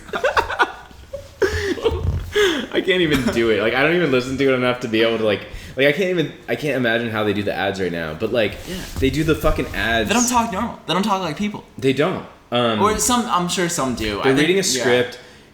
They don't fucking believe in this shit. Like, they're just not being themselves. It's very commercialized. Yeah. So fuck radio. Radio is not. I mean, I'm sure that there's a couple radio shows where it's like intimate conversations or whatever. I agree. But like, as a whole, radio is completely different than this new emergence of being able to listen candidly, basically, to conversations. You know what I think is interesting? Like, if you look at trends, a while back, didn't actors talk like very fast, like, and this is like they talked kind of like I know what you mean. You know, like that 50s style. And it's because it's vulnerable to act. So it's almost like a mask that people put on. And I even I watch even TV reporters. It's like, and we are back with the news. Tonight and it's like, what would happen? And I haven't thought this through, but what would happen if it was and we're back with the news tonight? Yeah. Dude, people would wake up. People's minds would explode. They'd be like, whoa, the news anchor is not a fucking robot. People would fucking whoever watches the news, so they'd fucking, what do they do, write letters or some shit? They'd fucking write a letter to the editor or some shit. They'd be like, whoa, for a split second I saw an ounce of humanity in that person. Sincerely, Matt Loberstein.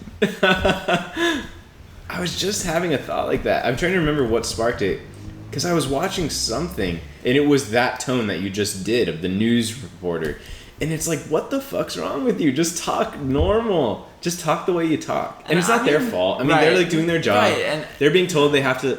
Oh, I actually thought about what it was. I won't say exactly what it was, but it's that a lot of people still do this on YouTube, which is crazy because YouTube should be a platform that's just more raw. But so many YouTubers, I can make fun of it in general.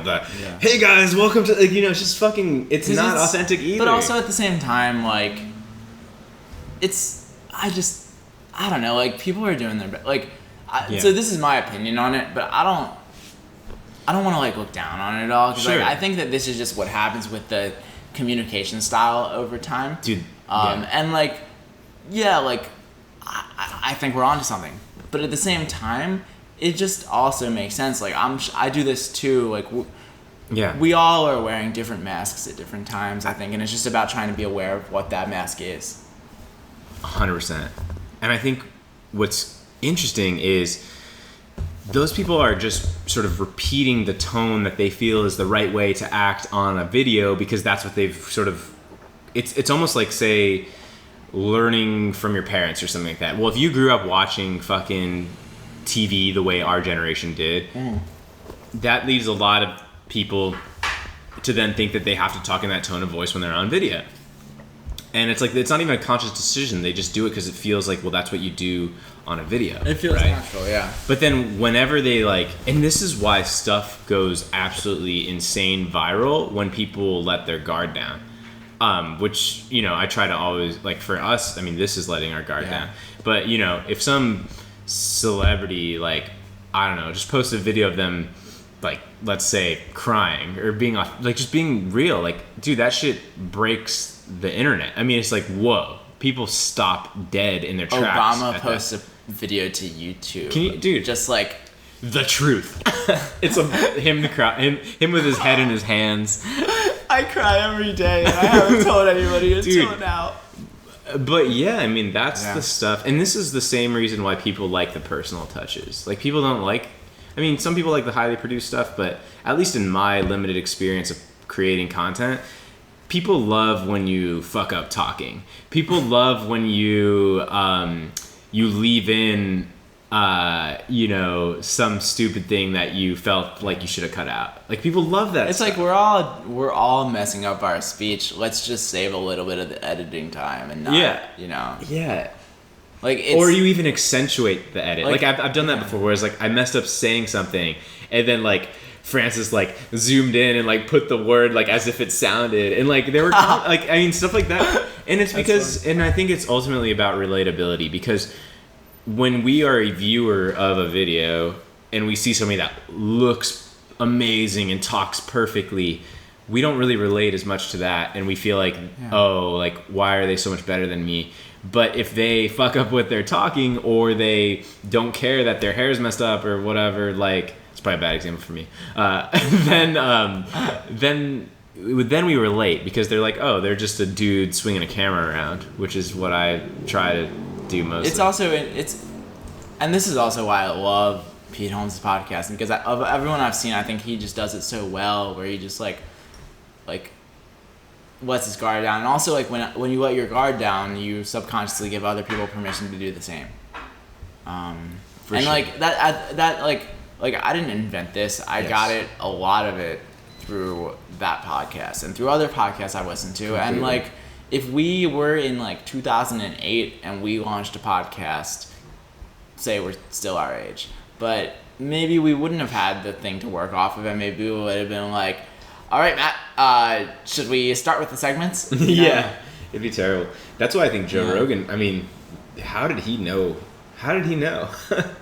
Dude, he started that thing like 12 years ago or something. It's crazy. Yeah. But back to like getting people's guards down. Yeah. Even Tim Ferriss has talked about that. And for example, he has said that he'll intentionally tell an uncomfortable story about himself, which makes the other person more comfortable to talk about themselves. Yeah. Like if you immediately make yourself uncomfortable, now the other person already feels comfortable. That's not, and I think it's just a process over time. Like, I mean, I remember I called you before. I was like, yeah, like I think I want to tell the story about my dad, but I'm like, and you were like, you know, like if you're comfortable with it. I was like, I'm comfortable with it, but like, there's also like, it's a little bit uncomfortable, and I think that's just how it happens over time by like stepping a little bit more out of the comfort zone, a little bit more, and what happens with this process is you step out and you're like, fuck yeah, I fucking did it, I stepped out, and then that becomes your new comfort zone, and then every once in a while you step out and you get like burned a little bit, and you're like, oh, I didn't realize that, you know, you just learn. When you get rewarded for stepping out of your comfort zone, that's going to condition you to step out of your comfort zone again, and it's about getting comfortable with being a little uncomfortable, right? Like, yeah, being like, what is that little feeling? Like, it's okay, like, you know, it's not that bad. Like, what is the feeling of being uncomfortable? Like, you feel a little weird in your stomach almost, and you like change your body language a little, and you're worried that something might happen on the back end of this that is a hypothetical thing and may or may not even be that bad. Like, that's like, that roughly is discomfort, even like, right? I think taking cold showers is a really good example for this. I do too. Like, when you turn it to cold, and then, you know, there's like 2 seconds before you're just fucking freezing your balls off. Yeah. And then the second it gets cold, like, I don't know, sometimes I still, like, some mornings I still can't do it, but some I do. And when I really do it, and when I'm in the cold, it's fucking great. Yeah. Like, completely agree. You feel so alive. Like, imagine the feeling of like, if you ever like gone under a cold waterfall. Yeah, like, it's so invigorating. It really is. Invigorating. Dude, the best. Do you go in the ocean much now that you're like right by it? It's cool that you mentioned that, because I'm about to go to the East Coast. So I was like, I've got to go in the ocean today. So I just went by myself, and it was incredible. Yeah, it felt so good, and not only that, but afterwards, like, yes, it's almost as if dude, the you water, get a glow. like, it changes your skin, and I think what it is, dude. I mean, from the health angle, like, you're stacking. You're getting sun on your body. You're grounding your feet in the fucking earth. You're getting the cold water exposure. Like, it's such a stack of these benefits. And also, it's also good just for a workout, because moving your body through water. I find that too. Yeah, I really like. Yeah, going in for just a few minutes, like, it's a light workout for sure, and it's just like, and I feel like there's like sort of a vestibular exercise to it as well, because like you're fighting waves, you're floating for a second, like you've got it's this exercise of balance. Dude, yeah, I haven't in the last couple of weeks, but for a while I was going almost every day, and I think it's like cold shower stacked with everything else at once. Outdoor shower is pretty amazing too. I need that. Yeah, I had that in Bali when I was there. So good. Yeah, outdoor shower is like, that is the goal. Here's the ultimate goal. Outdoor shower, potentially 2 of them, one that faces east, one that faces west, so I can do it both in the morning and in the afternoon. Because how much would it suck to like only be able to do that at 10 a.m. for example? Yeah, it'd be like, I mean, that's like first world problem, but like, it would be so cool to be able to have like sun on your fucking nuts whenever you want. Yeah. I think you're gonna create this like cool sun studio or something. We talked about that on. Oh, episode, I don't think that was the one the very first one. Oh, was it? Yeah. Oh, that was a secret one that you guys don't know about. But oopsies. Yeah, getting sun on your nuts is what was that? Yeah. Yeah. Excuse me, Matt? That's the whole thing. There's just a lot of health benefits to getting full body sun exposure. Yeah, and it's just enjoyable. Yeah, you feel it. Yeah. That is a biohack, if you will, that you immediately feel. Like, if you have not had your fucking nuts in the sun in your entire life, and... What? Go. No, and, like, you will feel something that you haven't felt, probably. Is this good for women, too? Yeah, definitely. Definitely. There's a ton of... I mean, I would even speculate, like, it could be protective for, like, it could help with breast cancer rates, potentially. Are there any, like... There probably are studies. I mean, there might be. It's emerging, but, like, yeah, how wild is it that we never get exposed to the sun the way that we evolved for millions of years? Like, there's something missing if you're not getting... And getting full body sun exposure is inconvenient, but at least getting as much that you can without getting arrested is something you should practice as often as possible. Yeah, I love it. Just especially being in LA and being able to, like, get the sun, it really it changes things. But yeah, I was just, like, at the beach for, like, I don't know, 45 minutes or so, kind of before you headed over here, just getting some sun. Nice. And actually, yeah, I do want to bring up the Elon Musk. I was Elon Musk Joe Rogan, dude. Have you listened to it yet? Or still only I pieces? listened to, like, the end and a few pieces here and there, but I haven't. I'm so excited. Like, I'll watch it again. Like, dude, and this is wild from, like, a YouTuber's perspective. That video, Joe Rogan has a big channel, right? He's been at this a long fucking time, right? In 3 days, that was the most watched video on his entire channel. Fuck. Yeah, crazy, right? Insane. I bet by the time we're speaking, it's probably up to, like, 11 million views. And it's a 3-hour video. Like, that's crazy. But, dude, I feel it was iconic. Like, I feel like it was... Dude, it was just... Like, it makes me so excited. Like, this is Joe Rogan has a long-form, unedited... It's fucking live. Like, you can't... It was literally live. It's live. They do his podcast live. I mean... It was just such a raw look into Elon Musk, and Joe Rogan's always great, but, like, with somebody like Elon Musk, I mean, that was just iconic. And the things they talked about, like, there were just so many there are so many different pockets of it. It's in a way what that's comes to mind right now. Well, before that, Go. I was gonna say it's funny because, like, after I'll record these long form podcasts that we're doing right now, like, I'll talk to Jessica later. She'll be like, "Oh, what'd you guys talk about?" I'm like, "Dude, like, I don't know, like, a lot of things." You know what I mean? Couldn't even like, tell you right now. Yeah, like, a lot of things. So it's like, that's the way I feel about, like, say, like, a Joe Rogan interview as well. It's like, dude, what'd they talk about? A lot of things. Like, I mean, it's a 3-hour conversation. It's a good point. Yeah. So it's always hard for me to, like, distill that out with these, like, long form interviews. Like, oh, well, like, what'd you learn from the Tim Ferriss podcast? Like, I don't, like, they talked about a lot of stuff. But anyway, I mean, a few things, like, obvious ones come to mind, which won't sound as good as highlights as they will when you actually listen to it. But, like, they talked about AI a lot. That was, like, a big chunk of it, which was just really cool. The iconic section of Elon Musk hitting the joint was pretty awesome. Yeah. I was like, Jessica was asleep, and I was, like, watching it live, laying in bed, and I was, like, freaking out. I was like, you have to look at this. Like, dude, I almost... You were already watching? I was watching it live. I saw it live, and I saw him, like, handing it to him. I'm like, oh my god, is he gonna hit it? And he did. You texted me about that, right? I sent it to you right after it happened. Oh. I literally... So it happened. Yeah. I went back, I screen recorded it, and I sent it to you. So you saw it, like, 10 minutes after it happened. Okay. Because, yeah, that was live. They were doing it at night. It was so cool. What else from it? That's also big for, like, weed yeah, culture, it's huge. too. Like, and it's also concerning. The next CEO that does that is not going to make as many headlines unless it's, like... It's also so frustrating because, the old school shit is, like, still taking that and running with it in the wrong direction, It's like how irresponsible of a CEO to right. go on a podcast. Yeah, there's, like, headlines on CNN of, like, Tesla CEO appears to smoke pot on interview and shit. It's just like, what the fuck? Like, I don't know. It's just so...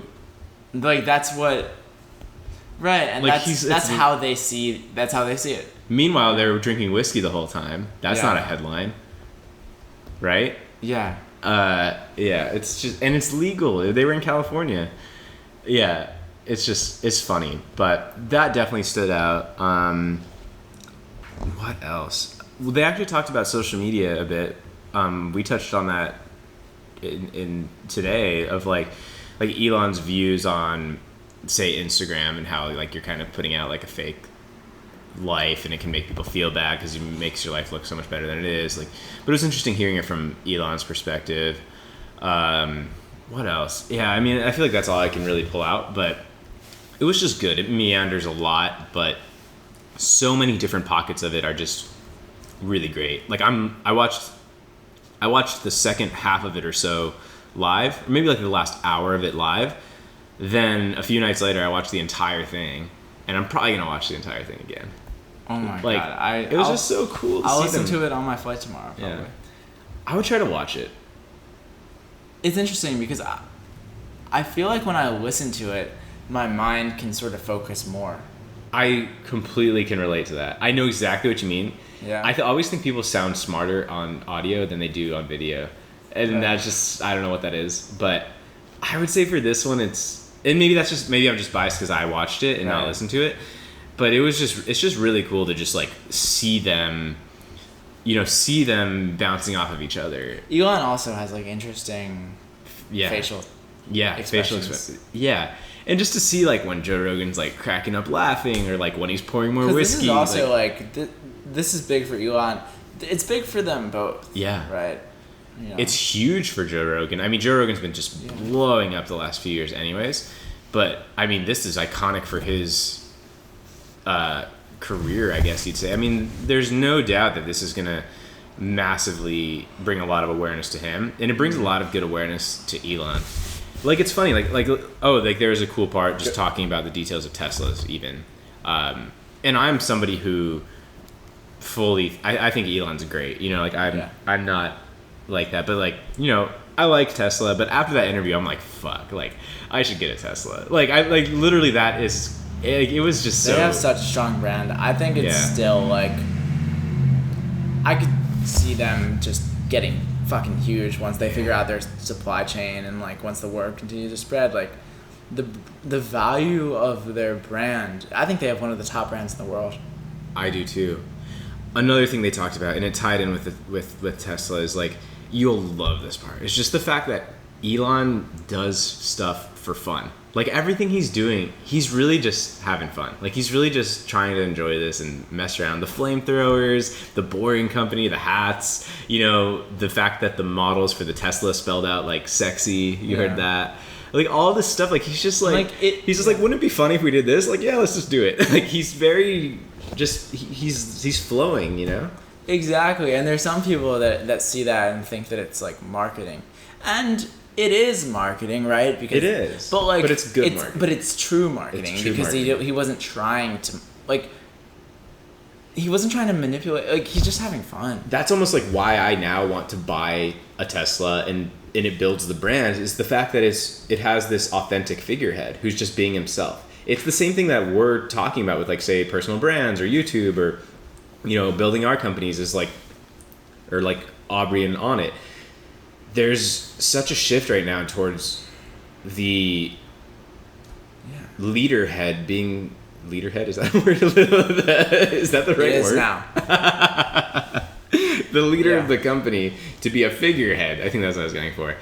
That stands for the company and beliefs, and you can relate, and they're ultimately an admirable person, and that makes you want to buy On It products, want to buy the Tesla, makes you whatever, right? And that's so cool, and like, that's something that I am aspiring to do in the future too. Yeah, I was thinking like Joe Rogan sort of is the new CNN in a way. Dude, like, this is what, like, I don't listen yet, but all of my friends that are like the friends that a lot of friends that I really respect, be like, yeah, like, I listen to Rogan. Like, dude, it really is crazy. Like, I feel like a couple years ago it was easy to say, like, dude, social media is the new, you know, media or like news, right? But Dude, it's bigger. I mean, it's way bigger. I remember hearing some stat. I'm gonna fuck this up for sure, but I think it was Joe Rogan talking about, like, I don't even follow this guy, but you know that guy, what's his name? He's like the InfoWars guy. He's like this conspiracist dude. Alex Jones. Alex Jones. Yeah. Yeah, I don't follow him, but I think that's what he was talking about, because his show is like a sort of news report style show, right? Yeah. It's kind of like what we were making fun of a few minutes ago. Like, it's a very like show. Oh, yeah. It's like a news anchor. Like, he's got the TVs and the fucking podium and shit, right? Yeah. But it was interesting because I think what Joe Rogan it's was... also... Go ahead. Just, I think podiums are so interesting. Why? We're trying to block our bodies. We need somewhere to set down our water bottle. I really think it's a vulnerability thing. It's like it's like a shield. Got to make sure your pants are zipped up. Yeah. Like, it's literally like holding the same. Oh my god. That's probably what Alex Jones is doing. Yeah. Anyways, I think what happened on this show that I am butchering the recollection of was that Joe Rogan was talking about Alex Jones's viewership compared to, say, I don't remember, ABC News or CBS or some shit. And it was considerably more. It was that, like, it was like a 5 o'clock segment on an ABC or whatever the fuck gets like 2 million viewers or something like that. And then you have to think, how many of those people just have the fucking TV on and they're in the other room? Like, it's such bullshit. Like, people aren't paying attention to the news. It's almost like, I feel like a few years ago TV was slowly dying and now it's like quickly dying. Dude, it's like past dead to me. Yeah. I mean, I'm sure that what's keeping it afloat is, like, you know, older people and stuff like that. But anyways, it was like, yeah, it was something like 5 million on Alex Jones to, you know, 1.8 million on fucking like national news. And we think that that's such an authority. But yeah, back to your point that I agree with is that Joe Rogan is bigger than a lot of those news sources. Yeah. You know, Tim Ferriss is a news source. And Gary Vee is a news source. Like, they're all media companies. Also, the age of your following is also a type of influence. Like, the younger you're following, the more length you have, sort of. I was thinking about that yesterday because I was watching Alex Becker. I don't know if you know him. Alex Becker, He's like a YouTube entrepreneur type of guy, but he targets young people a lot, and I think that's such an interesting strategy for the long term. It's like, I mean, it's a little dirty too, I think, but it is an interesting strategy just to notice that he's doing that. Like, he's trying to get the 15-year-olds, you know, to be interested in business, which is good. Right. I'm not saying that's a bad thing, but it's interesting just to think, like, he's playing the long game because he's thinking, look, these 15-year-olds are going to become 20-year-olds, and, you know, they're going to become 25-year-olds. Like, yeah, it's interesting. It is interesting. It reminds me, like, the Bo Burnham episode I was talking about. Mm-hmm. He talked about, he was like, yeah, like, at first I thought I was going to have a bunch of these, like, cool, like, 20, 30-year-old fans, but actually, like, a lot of Bo Burnham's fans are, like, in middle school. Or high school or something. Who is he? He's I guess you'd say comedian. Okay. But he makes, like, I haven't watched that much of his stuff. There's, like, more, like, musical type specials. They'll be on Netflix. Yeah, that is interesting how that happens. But he was saying, like, but he was saying also, like, but it's really cool because you can, like, influence the next wave. Yeah, it is cool. I even look at it with, like, my YouTube just to see the ages, and especially with YouTube, because YouTube seems to be a younger audience in general. But I was surprised to see that, like, the largest, you know, it'll show you, like, 15 to 24, 25 to 34. You know, it shows those sort of breakdowns usually. I was surprised that the biggest one is actually 25 to 34, not 15 to 24. Interesting. So the biggest chunk is, on average, older than me. Yeah, and it seems to, like, make sense, like, people that are maybe trying to start something on the side. Yeah. So, yeah, the average must be, I don't know, 30. I also think about it like this Eminem album came out. Listened to it, big fan. He brought back that energy that he had back in the younger days. But, like, music goes to all ages. Like, yeah, you get the ideas from music first a lot of the time. Music leads culture in a lot of ways. Yeah, like even like seeing what's happening with rap, and I was thinking about this the other day too. I posted something on my Facebook page that you commented on. It was that thing about how do people not realize that everything around them affects them or is them, right? Like from the decor in your home to the music you listen to like, you know, the lights in your house to everything, the food you eat, the people you talk to, it all is affecting you. And in the music context, it's so interesting because like I would have thought I'd sound like what I'm about to say. I would have thought I was a crazy person a few years ago, but like vibes, like it's just crazy how you just see shitty people and they're just listening to music that is like fucking negative as shit. And like I now, like when I hear people like blasting like negative music, I'm just like, I don't even want to hear that. Go into that a little bit more? What do you mean? Which part? I guess like what makes music negative? What makes it offensive? What makes music negative? I mean, I don't want to generalize with it because it's hard. Because I mean, I'm not somebody that says like, oh, rap is stupid or metal is stupid. Like, I think that there's great aspects of both of those. It's more of like the message of it or like the intent of it. Like, is it just fucked up, stupid, meaningless bullshit, negative, fucking shitty stuff? Or is there like a cool message to it? I think also, and a lot of times it's just bullshit and it's just negative and it's sucking the energy out of people, like you say. Is it adding to you or is it sucking from you? I think in a lot of cases it's sucking energy. I agree. At the same time, there's just a lot of different messages out there, and like, I don't know. It's like if someone is really in a certain space and they want to hear a vibe, then they're gonna find it. Like, yeah, but there's certain like, and in a sense, it's like just throwing out this. What if it is good? Because like, let's say I'm really angry and I listen to like this really angry music, then either it makes me more angry, or it allows me to understand my anger. That's fine. That's good. That's totally fine. It's interesting to hear you talk, because this is even what Eminem talks about on his new album. Really? He's like all these, what's all mumble songs, and like, yeah, he's offended also by music. Yeah, I mean, I don't know, like, I mean, this sounds like so shitty, but like, there's just certain people that are really stuck in shitty everything, right? Like they're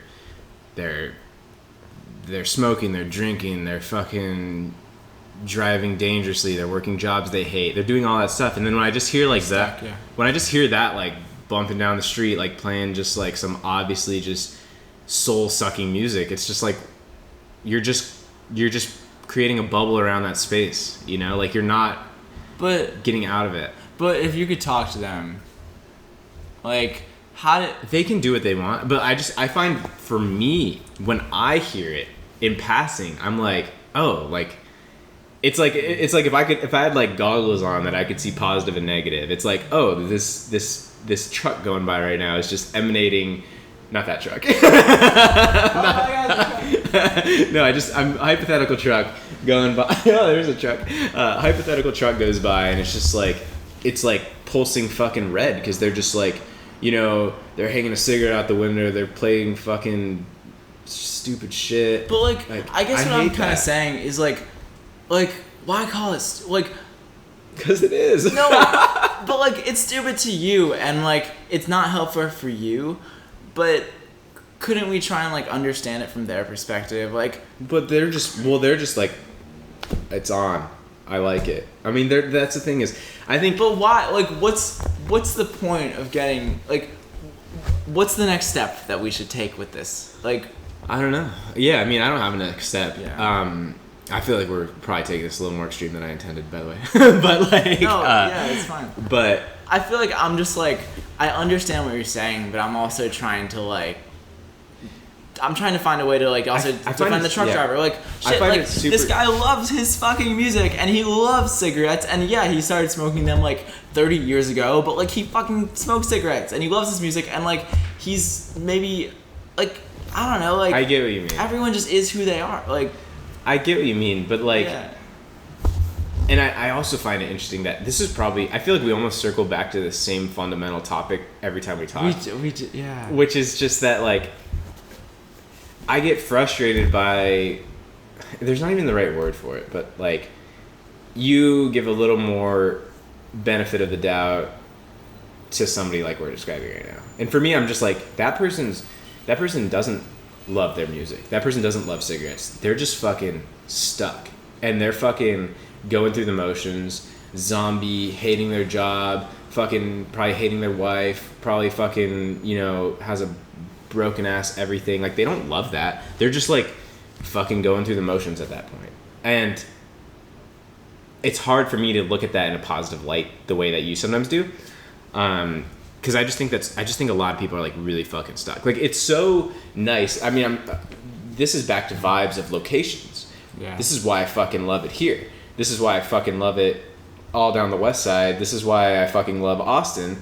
This is why I felt a little weird about Chicago, and this is why I feel mixed about, like, New York, for example. It's just like people are on a different vibe. They're like, you know, they're just doing all these things that, like, I personally don't resonate with. But at the same, yeah, I guess. And that's me. That's me. Oh, I get it. They love fucking screaming at the bar watching the fucking game, fucking throwing fucking beer at the wall, and fucking stepping on peanuts, and fucking smoking their cigarette out the window of their truck, listening to fucking the shittiest form of rap. I like rap. I'm not trying, like, I know this probably sounds like I don't like rap. I like rap. I'm just talking about, like, there is definitely, within every genre of music, there's mindful stuff and there is fucking shit.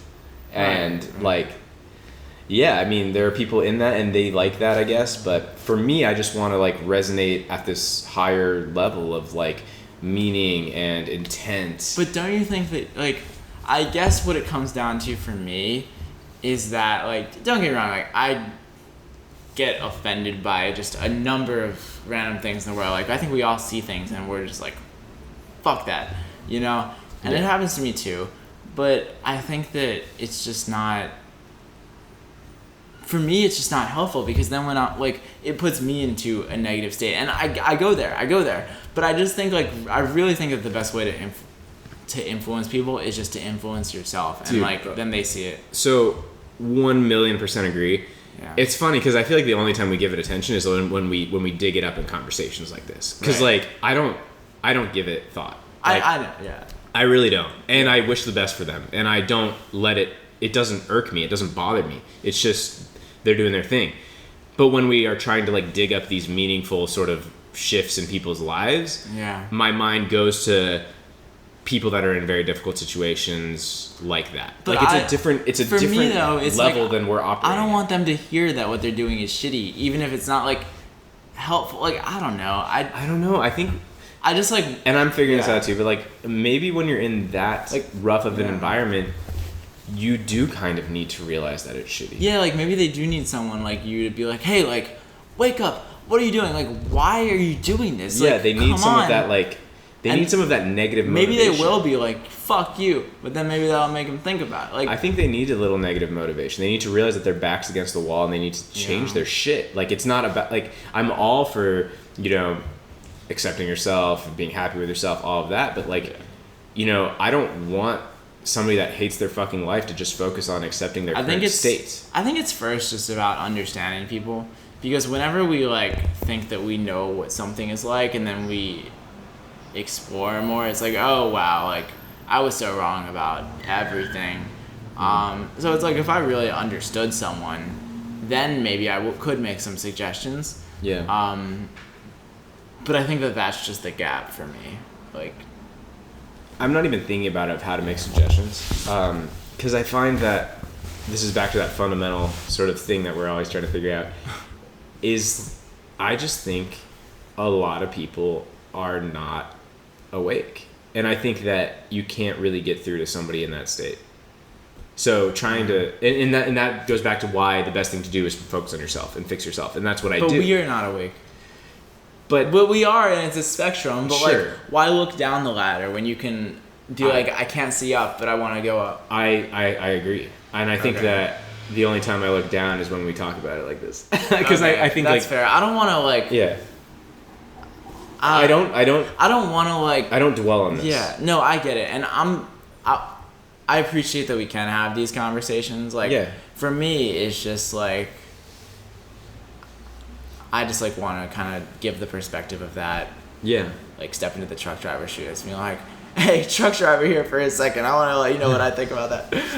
Yeah. But yeah, I don't know. To me, there just is a fundamental difference from somebody that is listening to a podcast like this or something than somebody that's like, throwing a beer can out the window right now. But if you were born as that person that's throwing a beer can out the window, then you'd be throwing a beer can out the window. Like, yeah, but some people, I'm sure, break out of that. I'm sure some people have parents that would throw beer cans out the window, and then they think that shit's stupid. I mean, I don't do exactly what my parents do. I don't live where I grew up. I don't think like the people think where I grew up. Like, there is something that, and this is what I'm trying to figure out in so many aspects, is what is it that allows some people to, like, say, grow up in really negative environments and then go on to be completely different?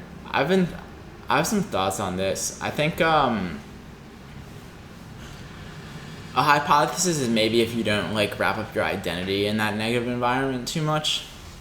Something that I was thinking about recently is that I was always like really interested in Obama, and I read most of the first book he read, and a big part of his story is that he's half white, half black, and that he was never fully accepted by either one, and he never really knew where he fit in. And another interesting thing about the identity thing is that he I think he was born in Hawaii, and then he was in Indonesia for a few years, and then he lived all over. He lived in I think New York, Chicago, maybe West Coast, I'm not sure, but just to have such a fractured identity like that. It's then maybe people it sort of opens up the world to you in a sense, and it's not I grew up like this. It's I don't have an identity and I'm gonna break out of that. And the reason I've been thinking about this more is because I got into Logic recently, the rapper, and he's half white, half black, same thing as Obama, and that's a huge part of his story too. And for Obama, the main thing also was the half white, half black. And it's huge for him, and he talks about it he never feeling accepted by either. And I even think about me, even my identity was very different than most of everyone. I wasn't normal. I've never been normal.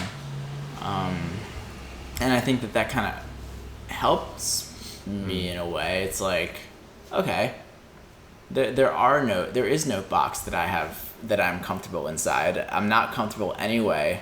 I'm gonna try and break out because I'm already out. I think you just nailed a lot of it. Yeah, I think that's a really great way to look at it.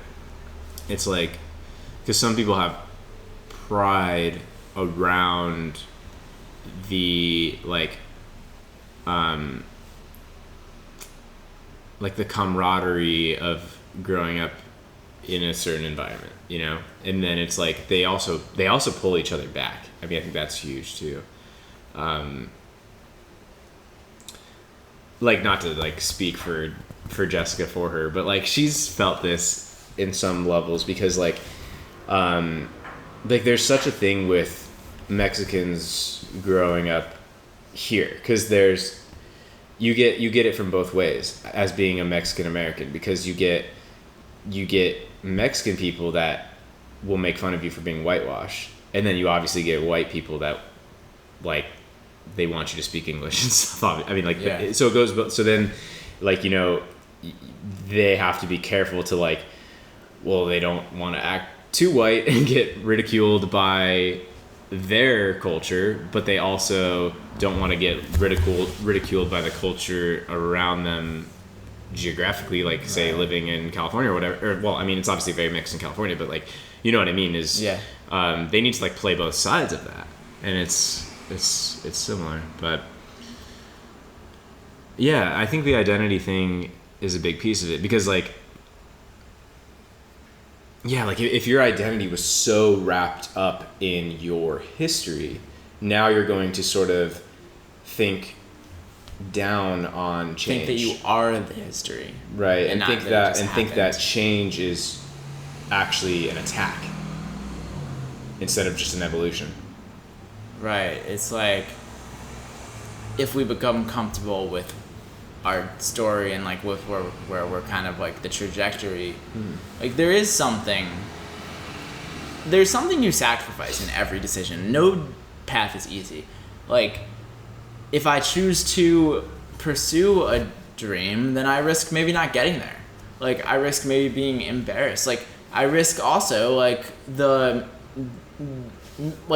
maybe if you get famous, then you don't have it would be really famous. Like you don't have the anonymity to just like go to fucking Starbucks. Like there are sacrifices in everything. Like one of the things that Mark Manson talks about in Subtle Art of Not Giving a Fuck, which I'm rereading now, is like everyone has problems. Like Warren Buffett has problems because he has money.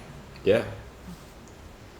That's absolutely. And I think a lot of people hear that and they're like, "Oh yeah, he has problems because he has right." money. Easy for you to say. Yeah, but he does. He does true. have problems because he has money. It's a whole new set of problems. Yeah. And he probably has less people that he can look to for help because there's not too many people with his problems. And maybe less people he can trust. Less people he can trust. Less people that understand the complexity of his situation. Yeah. No, I could. And he really should come around on Bitcoin. Yeah, he's still saying it's just like bullshit, basically. Pretty sure, yeah. Yeah. It's interesting. Any crypto updates? I still just like the more I learn about it, the more I think it's interesting. One of the things that I've been like paying attention to more recently is like I think the main problem that Bitcoin solves. There's a lot of problems that crypto and blockchain solve, but that Bitcoin specifically, it's just governments print more money. That's what governments do. Yeah. I saw like over time the market would just get so flooded with money that if you hold money for like 50 or 100 years, it just isn't worth anything. It's worthless. Whereas Bitcoin has solved the supply problem, where we don't have to trust our government, we don't have to trust anyone. It's an automatically agreed upon thing between all the computers on the network. There's 17-ish million Bitcoins. There's technically going to be 21 million eventually, but there's maybe like 2 million lost. So let's say there's going to be like 19 million in circulation. The fact that is known, I just think that it's going to get more and more valuable. Yeah. It's a store of value. Like, this is a function of money, is a store of value. And people kind of, especially in the US, people don't realize that that's the case because the US dollar it's the best store of value compared to all currencies. Right. Because most are pegged against the US. Exactly. I would say except for Bitcoin. Yeah. Yeah. Yeah. Yeah, and it is just so true from like, even like say, an investing perspective is if your money is sitting in a bank account, like it's dying. Like you're losing money by saving money. Like you can't just hold on to dollars. Yeah, where I think Bitcoin really gets that. I do have a recommendation. If anyone's on Twitter, the best thinker that I've found on crypto is Anthony Pompliano.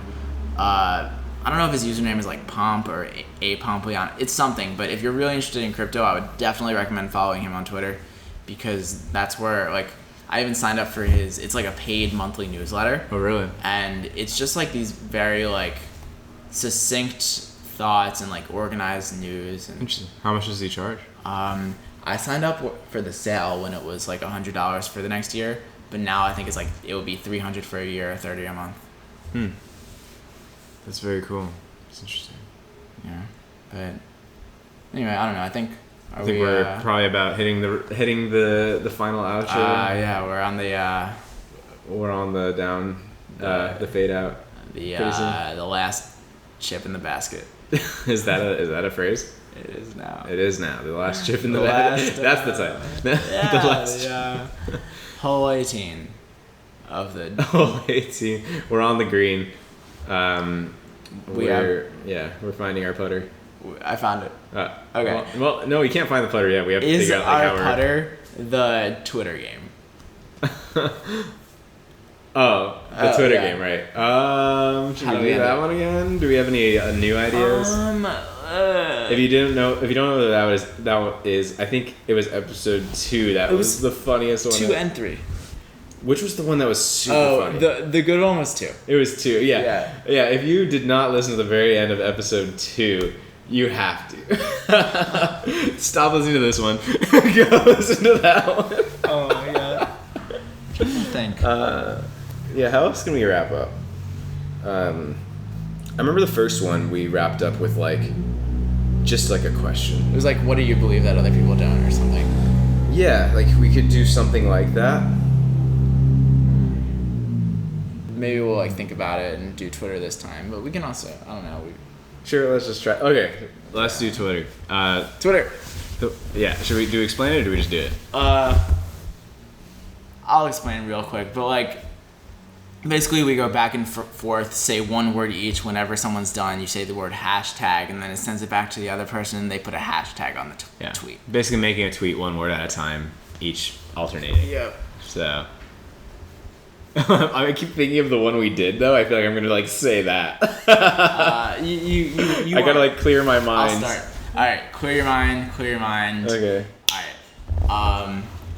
Metaphorically, I like to go fishing in the ocean after dawn before dinner while listening to Akon and eating fish with chips. Hashtag thoughtful. That was a weird one. Let's do another one. Oh god. Since planning the trip to Africa, I forgot that I am pregnant with a